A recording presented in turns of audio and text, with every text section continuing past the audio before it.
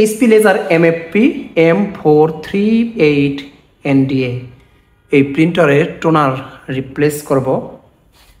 আমি একটা টোনার কিনেছি, এই যে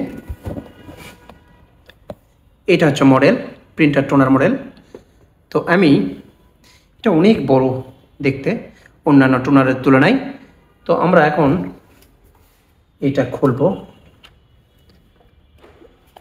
এই দুই পাশ থেকে এইভাবে ধরব, টান দিয়ে নিয়ে আসব। এই হচ্ছে টোনার, এইটা হচ্ছে টোনার। আমরা এইটা এখন খুলব। এইটা মূলত এখানে থাকে, এইখানে থাকে। আমি টান দিয়ে নিয়েছি, এটা স্কিপ হয়ে গিয়েছিল। এটা এভাবে থাকলে এইখান থেকে এভাবে টেনে বের করতে হবে। এই অংশটা ভিতরে লাগানো থাকে, এইভাবে টেনে বের করতে হয় এই জায়গা থেকে।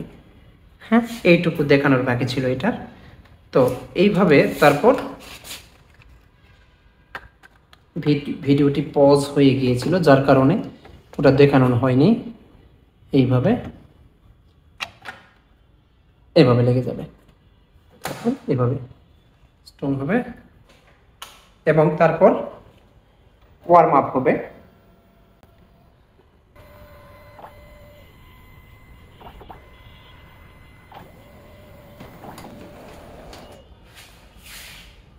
এই যে ফটোকপি চলে আসলো।